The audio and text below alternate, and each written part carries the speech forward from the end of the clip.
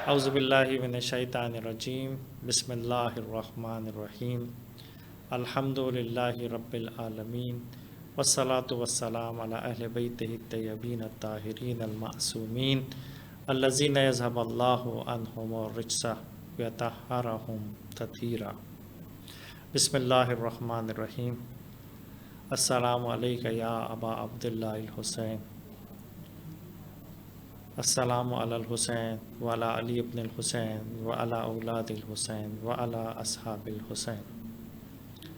سب سے پہلے میں روز اربعین ابا عبداللہ الحسین کی تسلیت اور تعزیت صاحب عزا امام زمانہ عجل اللہ تعالی فرجہ الشریف کے حضور پیش کرتے ہیں، اور تمام عالم اسلام کو اور تمام حریت پسندوں کو اس دن کی تسلیت اور تعزیت پیش کرتے ہیں۔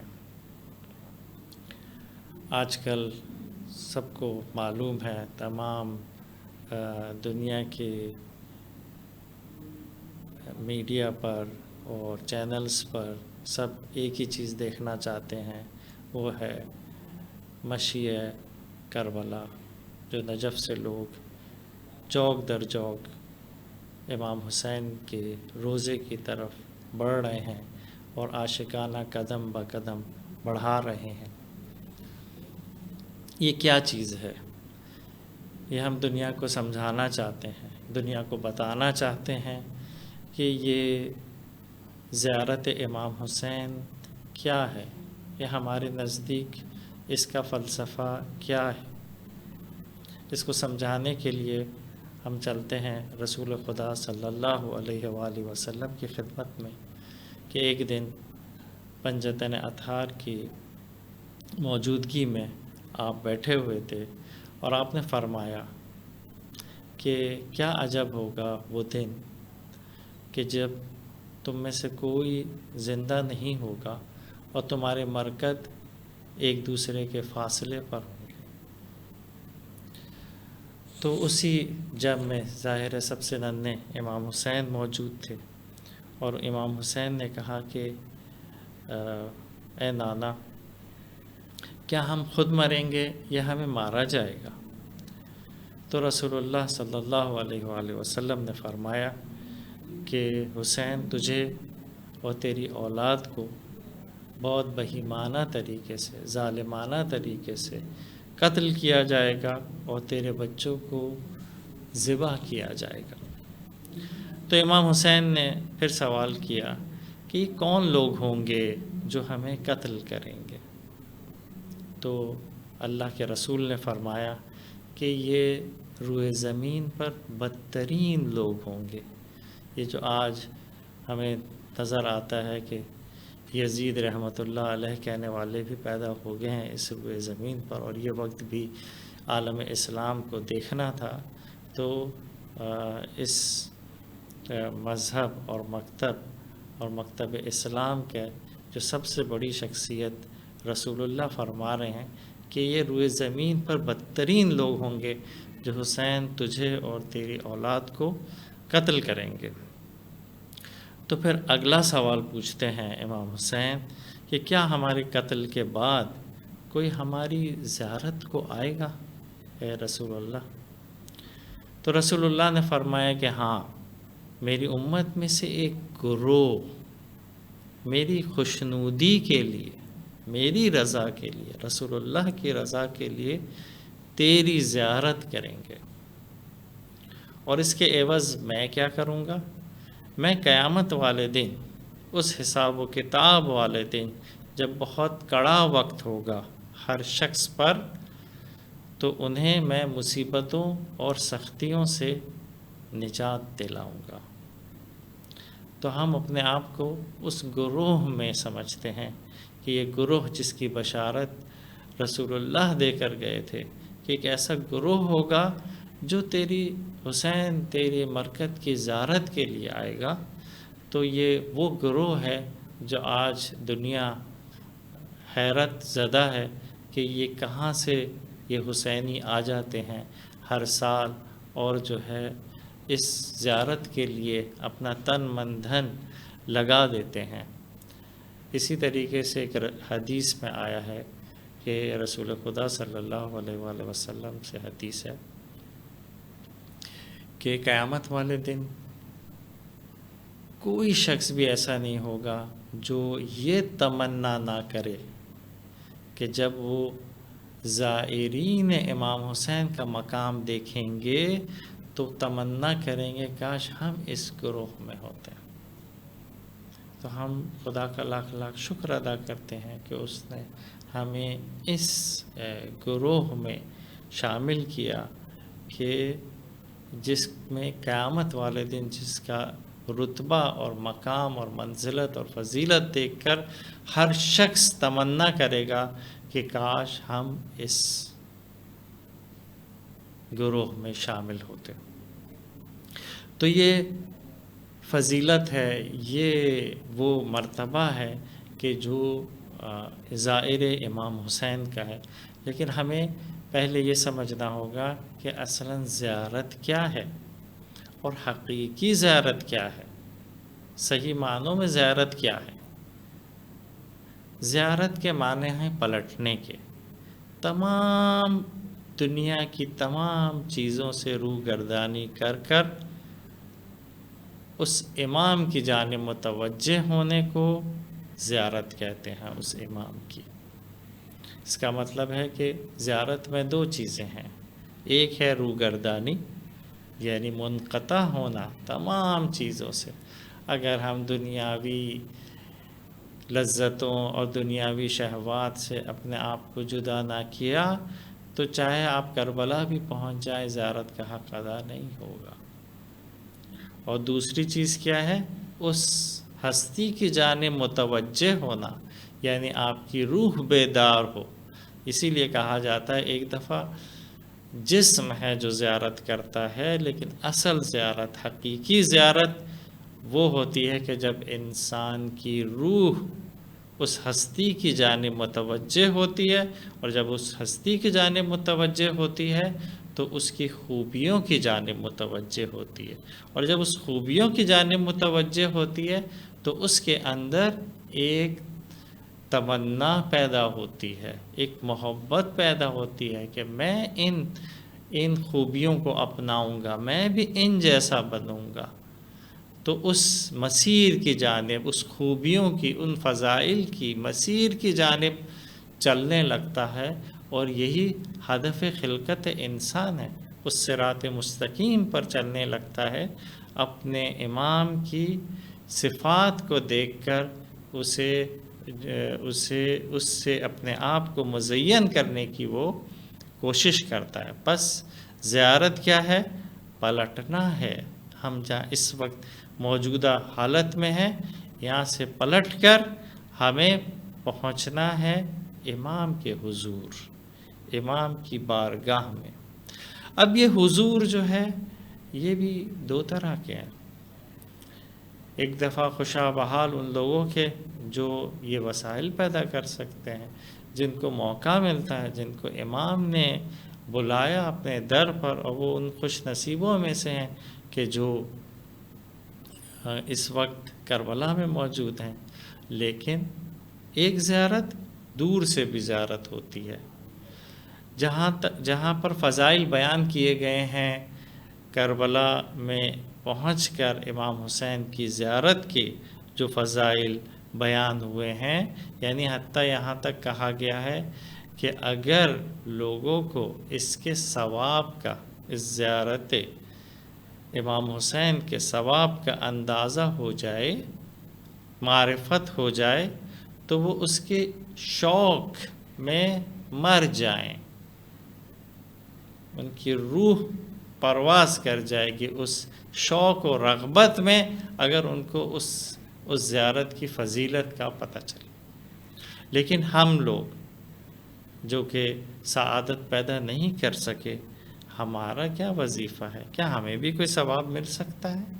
بالکل مل سکتا ہے۔ ہم یہاں سے بھی السلام علیکہ یا ابا عبداللہ الحسین کہہ سکتے ہیں۔ مفاتیح الجنان جو کہ ہم سب کے گھروں میں موجود ہے، اس کو کھولیں اور زیارت امام حسین کے باب میں پڑھیں، ایک واقعہ ہے حنان بن سدیر کا۔ حنان بن سدیر اپنے والد کا ایک واقعہ بیان کرتے ہیں کہ میں امام جعفر صادق علیہ الصلاۃ والسلام کے حضور میں کی خدمت میں حاضر ہوا، تو آپ نے فرمایا کہ کیا آپ ہر روز، کیا تم ہر روز امام حسین کی زیارت کو جاتے ہو، کربلا کی زیارت کو جاتے ہو؟ تو اس نے کہا امام معذرت میں ہر روز نہیں جا سکتا۔ یہ کوفہ کا رہنے والا تھا، اور ظاہراً شاید کوفہ میں ملاقات ہوئی ہوگی یا مدینہ میں، کہاں پر تھا یہ اس واقعے میں بیان نہیں ہوا، لیکن امام نے اس کو جواب دیا کہ بہت ہی جفا کرتے ہو، تم کس قدر جفا کرتے ہو کہ تم ہر روز زیارت امام حسین کو نہیں جاتے ہو۔ پھر آپ نے فرمایا، امام نے فرمایا کہ کیا ہر جمعے کو زیارت جاتے؟ اس نے کہا نہیں امام، ہر جمعے کو بھی میں نہیں جا سکتا ہوں۔ پھر امام نے کہا ہر ماہ جاتے ہو؟ کہا نہیں، ہر ماہ بھی نہیں جا پاتا، مہینے میں ایک دفعہ بھی نہیں جا پاتا۔ کہا ہر سال جاتے ہو؟ تو کہا کہ میں کچھ سالوں میں سعادت حاصل کرتا ہوں کہ میں کربلا کی زیارت کو جاؤں۔ تو امام نے اس کو فرمایا کیا تمہیں نہیں معلوم کہ 20,000 فرشتے خدا نے جو ہے مخصوص کر رکھے ہیں کہ جو حرم مطہر امام حسین کے گرد اپنے پروں کو پھیلاتے ہیں اور گریہ ازاری کرتے ہیں؟ وائے ہو تم پر، کس قدر تم جفا کرتے ہو امام۔ تو پھر جو ہے امام کو وہ ان کے والد سدیر کے والد جو حنان بن سدیر کے والد کہتے ہیں کہ امام میں بہت چند فرسخ کے فاصلے پر رہتا ہوں، میں نہیں جا سکتا، ہر روز جانے کی قدرت نہیں رکھتا۔ تو پھر امام آپ کے اور ہمارے لیے بھی یہ وہاں پر بتاتے ہیں کہ تم ہر روز اپنے چھت پر جاؤ، اور چھت پر اپنے دائیں نظر کرو اور بائیں نظر کرو اور آسمان کی طرف نظر کرو، اور السلام علیک یا ابا عبداللہ الحسین ورحمۃ اللہ وبرکاتہ پڑھا کرو، اور جمعے کو 5 دفعہ پڑھا کرو، ہر جمعے کو 5 دفعہ اور ہر روز 1 دفعہ اس طریقے سے امام کو سلام کیا کرو۔ تمہیں نہیں معلوم کہ اس کا کس قدر ثواب ہے؟ اس کا ثواب جو ہے حج و عمرے کے برابر ہے۔ تو اس کا ثواب یہ جو دور سے بھی آپ دل برداشتہ نہ ہو کہ ہمیں سعادت نہیں ملی، جنہیں سعادت ملی خوشا بحال ان کے کہ وہ کربلا میں موجود ہیں، لیکن آپ دنیا کے کسی بھی کونے میں ہیں، اگر چھت پہ بھی نہیں جا سکتے ہیں تو اپنے گھر کی بالکونی سے کہیں سے بھی جو ہے امام کی خدمت میں ہر روز سلام کریں اور ہر روز زیارت امام حسین کی تلاوت کریں، تاکہ جو ہے ہم اس فضیلت سے آشنا ہو سکیں۔ وآخر دعوانا ان الحمدللہ رب العالمین۔ انشاءاللہ ایک شارٹ بریک کے بعد ہم دوبارہ آپ کی خدمت میں حاضر ہوتے ہیں۔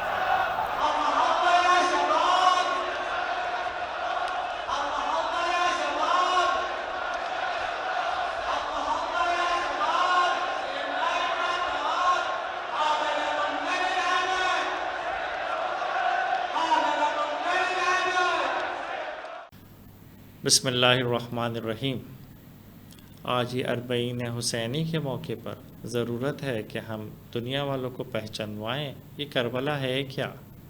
کربلا کو دیکھنے کے مختلف زاویے ہو سکتے ہیں۔ ایک دفعہ ایک مرحلہ کربلا کا یہ ہے کہ کربلا ایک بہت ہی غمناک جانگداز واقعہ ہے، جس کو ہر کوئی جو بھی سنتا ہے، جو آنکھ اس کو سنتی ہے دیکھتی ہے، وہ نم ہو جاتی ہے، اس کا دل جو ہے غمناک ہو جاتا ہے۔ تو یہ ایک المناک واقعہ ہے جو کہ نواسۂ رسول کے ساتھ پیش آیا، اور کسی قسم کا ایسا کوئی ظلم باقی نہیں رکھا گیا کہ جو وہاں پر نہ روا رکھا گیا ہو، چاہے وہ آفتاب کی گرمی ہو، چاہے وہ وطن سے دوری ہو، چاہے وہ اعداء کی کثرت ہو، چاہے وہ انصار و اعوان کی کمی ہو، ہر قسم کا ظلم و ستم وہاں پر رکھا گیا، جاری رکھا گیا۔ لیکن کربلا فقط ایک دردناک واقعہ نہیں ہے، بلکہ ہم اس کو کہتے ہیں کربلا ایک درسگاہ ہے، کربلا ایک یونیورسٹی ہے۔ کربلا ہمیں سکھاتی ہے، کیا سکھاتی ہے؟ ہمیں یہ سکھاتی ہے ظلم کا کیسے مقابلہ کرنا ہے۔ جب سے، کیونکہ انسان ایک سوشل اینیمل ہے، وہ ایک جامع میں رہتا ہے، اجتماع میں رہتا ہے، جہاں اجتماع تشکیل پاتے ہیں وہاں پر ایک گروہ ظلم کرتا ہے، زیادتی کرتا ہے، دوسروں کے وسائل پر قبضہ کرتا ہے، اور ایک گروہ مظلوم ہوتا ہے جس پر ظلم کیا جاتا ہے۔ یہ تمام سوسائٹیز جو حضرت آدم سے وجود میں آئی ہیں آج تک، ہر جتنی پولیٹیکل سسٹمز ہیں ان کا سب سے بنیادی کلیدی ترین مسئلہ یہ ہے کہ معاشرے سے ظلم کیسے ختم کیا جائے، مظلوم کو ہم کون سا ہتھیار دیں جس سے وہ مقابلہ کرے اور ظلم کا خاتمہ کرے، ایسے کیسے معاشرے کو ہم تشکیل دیں جس میں ظلم نہ ہو۔ یہ کون سکھاتا ہے؟ یہ کربلا سکھاتی ہے۔ ہمیں چاہیے کہ ہم امام حسین کی زندگی، بلکہ امام علی کی زندگی سے شروع کریں، اس کا مطالعہ کریں کہ آپ نے ظلم کے خلاف کیسے آواز بلند کی، امام حسن نے کیسے آواز بلند کی، اور پھر امام حسین نے کیسے آواز بلند کی، اور پھر اس کے جو کلائمیکس ہے، اس کی جو معراج ہے، وہ اس کی جو عروج ہے وہ میدان کربلا ہے۔ تو یہ کربلا صرف ایک دردناک، المناک واقعہ ہی نہیں ہے جس پہ جتنا بھی گریہ کیا جائے کم ہے، بلکہ یہ ہمیں ظلم کا مقابلہ کرنے کے لیے طریقہ کار بتاتی ہے۔ اور وہ طریقہ کار کیا ہے؟ مظلومیت ایک ہتھیار ہے۔ امام حسین نے بتایا کہ اپنی مظلومیت سے ظلم کا مقابلہ کرنا ہے، اور کسی بھی صورت میں ظالم کے آگے لیٹ ڈاؤن نہیں ہونا، چاہے وہ کتنا ہی شقی ہو، چاہے وہ کسی حد تک بڑھ جائے، وہ بڑھ جائے، لیکن مقابلہ جاری رہے گا۔ وہ تھک جائے گا لیکن مظلوم ظلم کا مقابلہ کرتے ہوئے نہیں تھکے گا۔ یہی وجہ ہے کہ کربلا کا میدان جو ہے ایک مرحلہ تھا، اور اس مرحلے کے اختتام پر جب 72 افراد کو شہید کر دیا گیا، جب خود امام عالی مقام کو بھی شہید کر دیا گیا، اس کے بعد دوسرا مرحلہ شروع ہوتا ہے جس کی سپہ سالار جناب زینب ہیں، اور وہ کیا فرماتی ہیں خطبے میں؟ یزید کو کیا جواب دیتی ہیں؟ ما رأیت الا جمیلا، ما رأیت الا جمیلا، میں نے کچھ نہیں دیکھا سوائے خوبصورتی کے، سوائے جمال کے۔ تو یہ ہے اطمینان، یہ سیکھنے کی ضرورت ہے انسانیت کو کہ کس طریقے سے ظلم کے سامنے سیسا پلائی ہوئی دیوار کیسے بنا جاتا ہے۔ یہ بھی ایک مرحلہ ہے۔ کربلا اس سے بھی آگے لے جاتی ہے ہمیں، اور کربلا ایک پوری طرز زندگی کا نام ہے، صرف ایک درس کا نام نہیں ہے۔ کربلا صرف ایک یونیورسٹی کا نام نہیں ہے، بلکہ کربلا نام ہے اپنے آپ کو وقت کے امام سے منسلک کرنے کا۔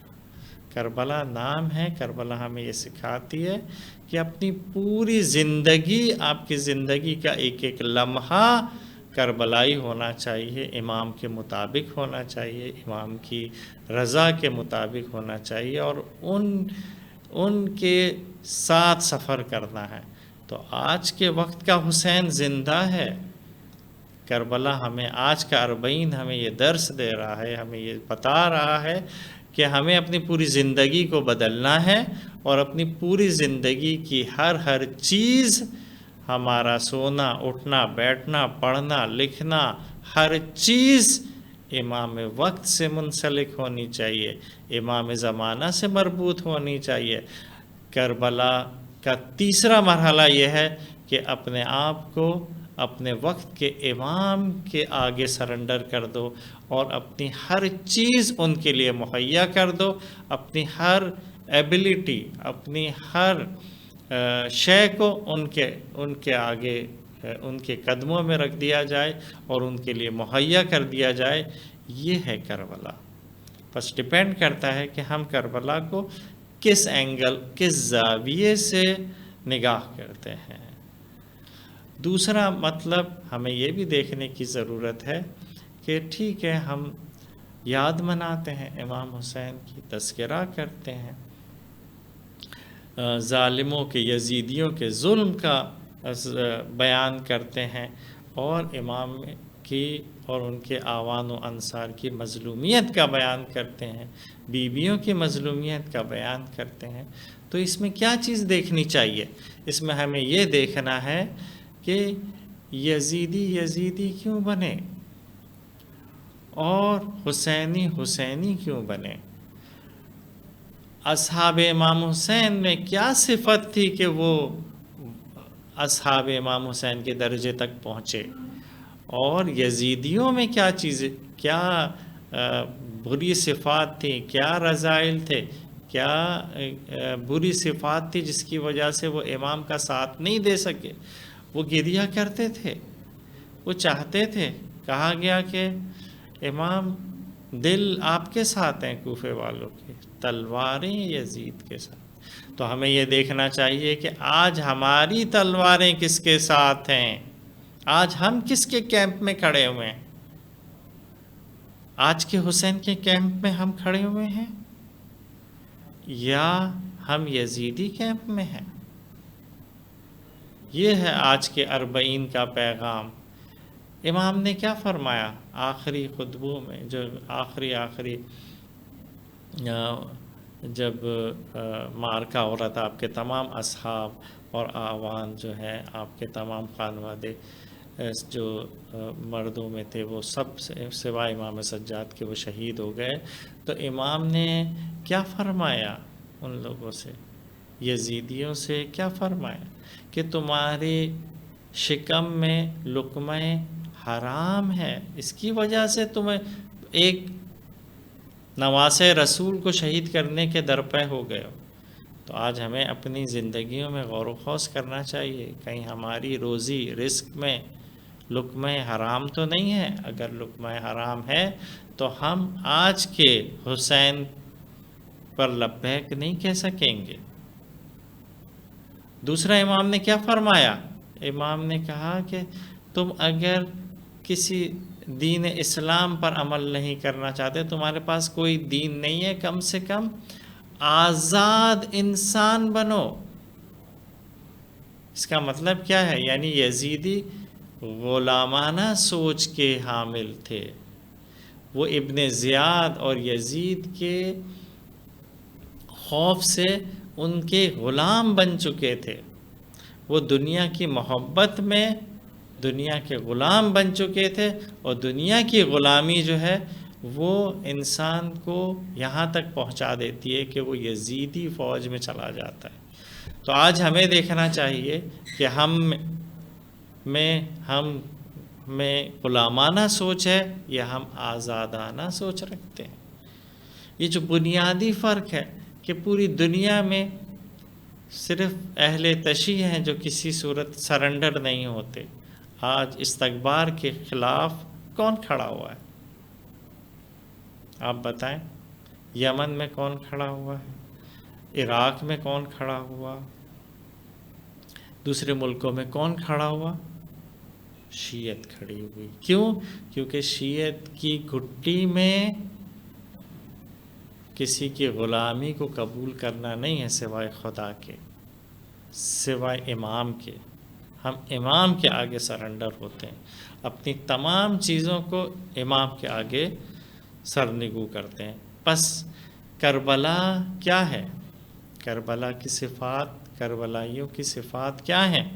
کربلائیوں کی صفات یہ ہے، نمبر 1، دین کو زندہ کرنے کے لیے وہ اپنی جان تک دیتے ہیں۔ بس اس کا مطلب ہے کہ دین اتنی اہم ترین چیز ہے، اگر دین کی مخالفت کہیں ہو رہی ہو، اگر دین کو ذبح کیا جا رہا ہو، اگر دین کے پر عمل نہ ہو رہا ہو، تو اپنی جان کا بھی نذرانہ پیش کرنا پڑتا ہے۔ یہ ہے کربلا۔ کربلا کی دوسری صفت کیا ہے؟ ولایت محوری۔ آپ دیکھیں اصحاب امام حسین کا صرف ایک ہم و غم ہے، حسین کو ہمارے ہوتے ہوئے کوئی ضرر نہیں ہونا چاہیے۔ تیسری چیز کیا ہے؟ امام کی اطاعت جبر اجبار کے ساتھ نہیں ہوتی۔ کربلا میں اجبار نہیں ہے، کربلا میں چراغ بجھا دیا جاتا ہے، جس کو جانا ہے چلا جائے۔ حتیٰ بعض جگہ ہے کہ حتیٰ امام نے کہا تم اگر دوزخ کے خوف سے کہ کیا دوزخ کا خوف ہے وہ بھی میں اٹھاتا ہوں، لیکن وہ عاشق تھے، ان کی اطاعت، امام کی اطاعت عاشقانہ تھی، کسی جابرانہ نہیں تھی۔ جس طرح ہم کبھی کبھار کسی کی اطاعت کرتے ہیں اس کے خوف سے کہ ہمیں سزا ملے گی، وہاں پہ عشق ہے، عاشقانہ لوگ اپنی قربانیاں پیش کر رہے ہیں اور اپنے آپ کو امام کے حضور میں اپنی جانوں کا نذرانہ پیش کر رہے ہیں۔ اور آخری چیز کربلائیوں کی وہ ہے ظلم ستیزی۔ نہ خود ظلم کسی پر کرتے ہیں، نہ کسی پر ظلم ہوتا دیکھ سکتے ہیں، نہ کسی اور پر ظلم کو برداشت کرتے ہیں۔ یہ ہے امام حسین کا پیغام، یہ ہے کربلا کا پیغام۔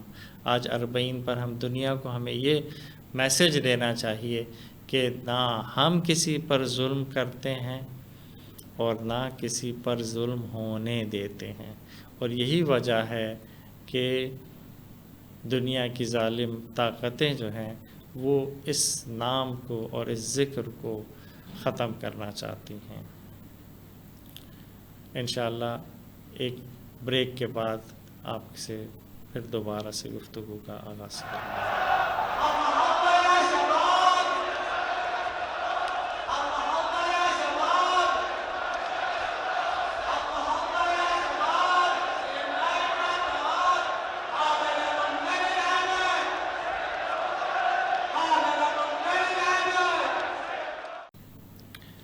بسم اللہ الرحمن الرحیم۔ ہم اربعین امام حسین کی مناسبت سے گفتگو کر رہے تھے۔ اربعین کا مطلب 40، چہلم بھی اسی لیے کہا جاتا ہے اردو زبان میں۔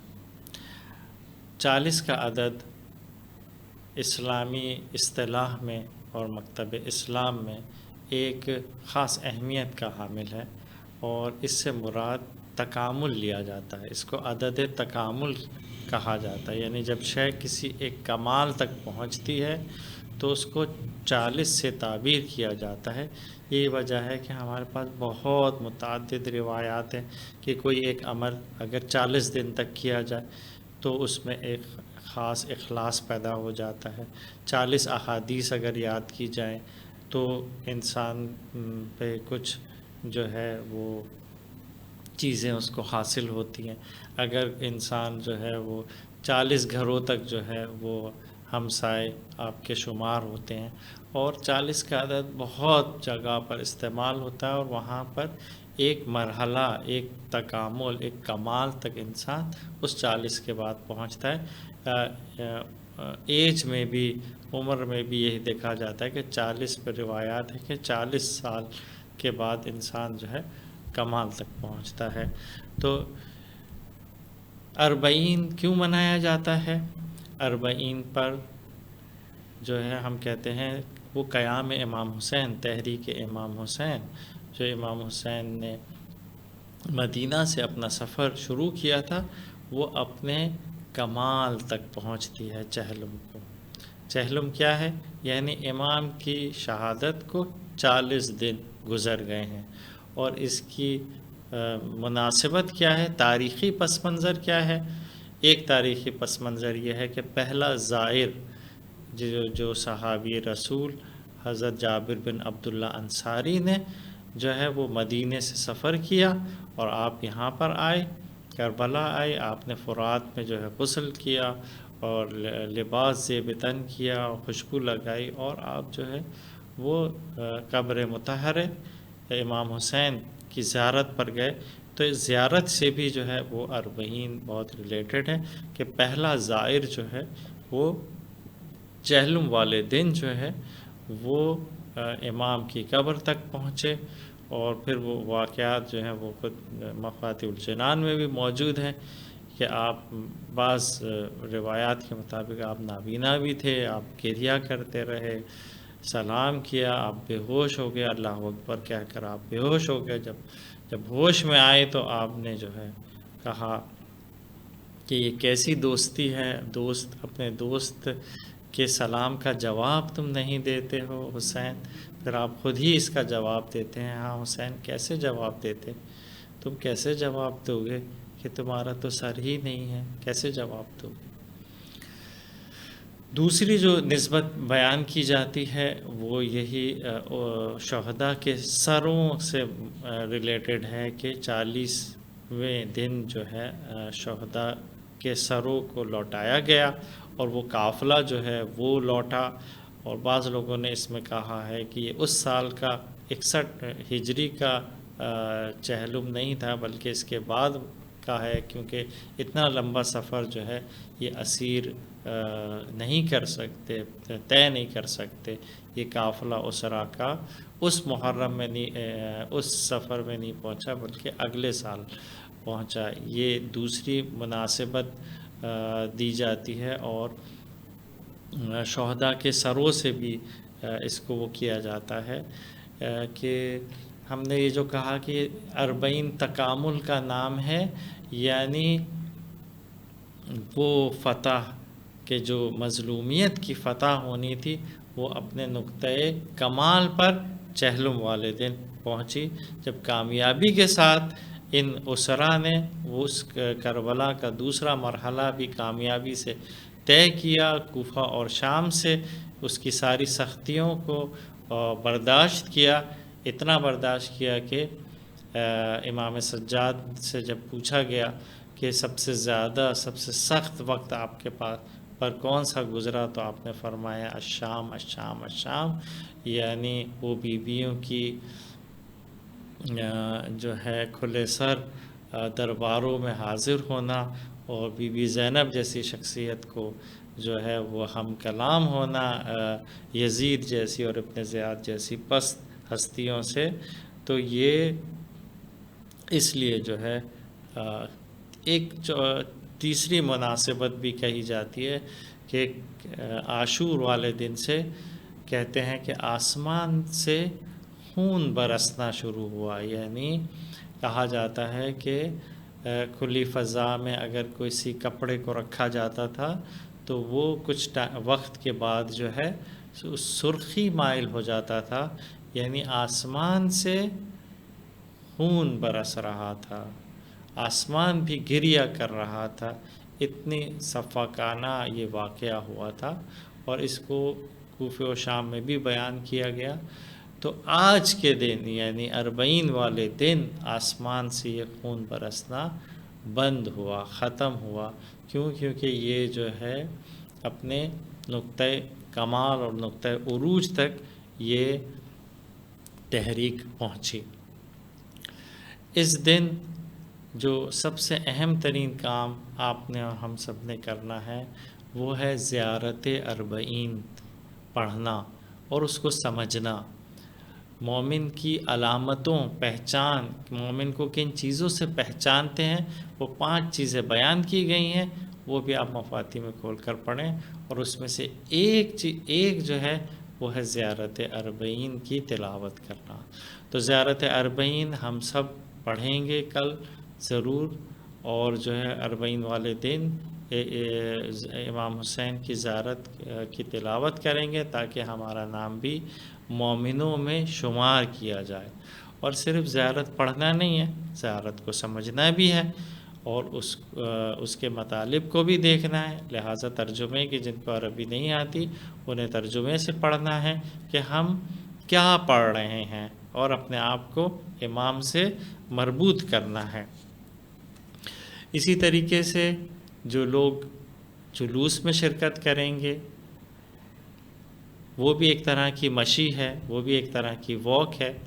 جو اصل واک ہے وہ نجف سے شروع ہو چکی ہے، اور اب لوگ زائرین جو ہے وہ کربلا پہنچنا شروع ہو چکے ہیں، لیکن اب یہ مشی جو ہے یہ صرف نجف سے کربلا تک کی مشی نہیں رہی، بلکہ اب یہ پوری دنیا میں پھیل چکی ہے، اور پوری دنیا میں جو ہے وہ یہ واک 40 کی سے مماثلت کرتے ہوئے اس مشی سے اپنے آپ کو جوڑتے ہوئے دنیا کے مختلف علاقوں میں لوگ واک کر رہے ہیں، اور پاکستان کے تقریباً ہر شہر میں ہر جگہ سے جو ہے قافلے چل چکے ہیں، کئی جگہوں سے چل چکے ہیں، کئی جگہوں سے کل چلیں گے، اور وہ اپنے آپ کو مرکزی جلوس سے مربوط کریں گے۔ تو ہمیں یہ بھی ایک طرح کی مشی ہی ہے، اور اس کو بھی مشی کا ہی نام دیا جا رہا ہے۔ تو ہمیں اس مشی میں کچھ چیزوں کا خیال رکھنا ہے، اس مشی کے آداب ہیں، دنیا کی نظریں ہماری اس مشی کی طرف ہے، لہٰذا ہمیں اس کی طرف توجہ دینی ہے، اور یہ ایک عبادت ہے، یہ کوئی عام سے واک نہیں ہے، بلکہ یہ امام حسین کی راہ میں، ان کے عشق میں ہم جو ہے وہ چل رہے ہیں، لہٰذا کہا جاتا ہے کہ اس میں چلتے ہوئے اس سفر کو، ان بیویوں کے سفر کو، اس امام سجاد کے سفر کو اپنی نگاہ میں رکھیں کہ ان پر کیا کیا مظالم ڈھائے جا رہے تھے۔ ہمارے لیے ہر قسم کی آسائش اس سفر میں موجود ہے، اس پیدل واک میں موجود ہے، لیکن ان بیویوں پر کیا مظالم ڈھائے جا رہے تھے۔ یہ واک جو ہے اس میں ہمیں توبہ کرنی ہے۔ اس مشی نے بہت سارے لوگوں کو تبدیل کر دیا، ان کی زندگیوں کو تبدیل کر دیا، جیسے کہ میں نے پہلے بیان کیا کہ کربلا نام ہے پوری زندگی کو اپنے وقت کے امام سے مربوط کرنے کا۔ تو اس مشی کے ذریعے ہم توبہ کریں گے، اپنی زندگی پر غور کریں گے، ہماری زندگی میں کون کون سے گناہ ہیں جو ہمیں چھوڑنے ہیں۔ اس مشی سے بہت سارے لوگوں نے جو پہلے بے پردہ تھیں وہ اب انہوں نے پردے کا ارادہ کر لیا، جو نمازوں میں باقاعدہ نہیں تھی انہوں نے باقاعدہ نماز سٹارٹ کرنے کا ارادہ کر لیا۔ اسی طرح دوسری چیزوں پر اپنی زندگی پہ غور کریں، ہماری زندگی میں کون سے گناہ ہیں، ان گناہوں کی توبہ کرنی ہے اس جلوس میں، اس مشی میں، اور ارادہ کرنا ہے اپنے آپ کو بدلنے کا، اور ان گناہوں سے اپنے آپ کو تزکیہ اور پاک و پاکیزہ کرنے کا۔ لہٰذا جس طریقے سے میں نے کہا کہ کربلا نام ہے اپنے وقت کے حسین سے مربوط کرنے کا، تو اس مشی میں، اس جلوس میں، اس واک میں امام زمانہ کو بہت یاد کریں، دعائے سلامتی امام زمانہ پڑھتے چلے جائیں، اپنے آپ کو امام سے کنیکٹ کریں۔ اس مشی میں آپ نے کیا سوچنا ہے؟ اس مشی میں سوچنا ہے کہ امام میں تیار ہوں، میں آپ کے وہ جو صدا استغاثہ جو امام حسین نے بلند کی تھی، آج ہم اس کا جواب دے رہے ہیں، کاش ہم اس وقت زندہ ہوتے، امام کا ساتھ دیتے۔ تو اس وقت ہم آج کے حسین کا ساتھ دینے کے لیے جب بھی ان کا ظہور ہوا اور جب بھی انہوں نے ہمیں پکارا تو ہم لبیک کہیں گے، لبیک یا مہدی کہیں گے، اور اپنے وقت کے امام کو اس حسین مظلوم کی طرح تنہا نہیں چھوڑیں گے، بلکہ میدان میں حاضر رہیں گے اور ہر قسم کی قربانی اپنے وقت کے امام کے لیے دیں گے۔ اس جلوس میں ہمیں کوشش کرنی چاہیے کہ ہم کسی کو کوئی تکلیف نہ دیں، کسی کو ہماری وجہ سے کوئی تکلیف نہ ہو، ہمیں کیونکہ یہ عبادت ہے، ہمیں ہنسی مذاق نہیں کرنا، اس میں ہنسی مذاق سے پرہیز کرنا ہے۔ کہتے ہیں کہ امام کے غم میں ایسے ہونا چاہیے جیسے آپ کے اپنے والد کا انتقال ہو گیا ہو، آپ کے اپنے گھر میں اگر کوئی میت ہو گئی ہو تو ہمیں کیسا غم زدہ ہونا چاہیے، ایسا ہمیں غم زدہ ہونا چاہیے اور ہنسی مذاق سے پرہیز کرنا چاہیے۔ یہ مشی ایک تعہد ہے، ایک اپنے آپ کو امام سے کنیکٹ کرنا ہے، عہد کرنا ہے۔ عہد کیا کرنا ہے؟ گناہوں سے دوری کا عہد کرنا ہے۔ امام کے ہاتھ پر تجدید بیعت کرنی ہے، اے امام ہم آپ کو بھول گئے ہیں، ہم اپنی زندگیوں میں لگ گئے ہیں، ہم آپ سے کنیکٹڈ نہیں ہیں، ہماری عبادتیں ویسی نہیں ہیں جیسے مومنین کی ہونی چاہیے۔ لہٰذا اپنے آپ کو ہر نیکی سے نزدیک کرنے کا ارادہ کرنا ہے اس مشی میں۔ اور جیسا کہ آپ کو پتہ ہے کووڈ کی وجہ سے تمام SOPs کا خیال رکھنا لازمی ضروری ہے۔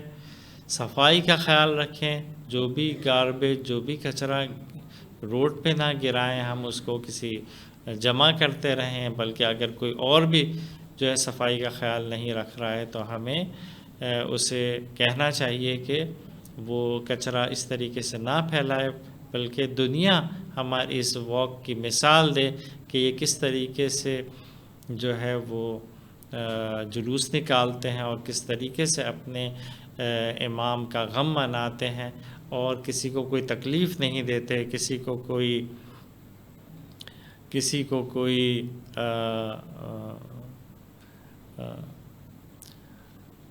ہر قسم کی صفائی کا ہم خیال رکھیں گے اور کسی کو کوئی تکلیف نہیں پہنچائیں گے۔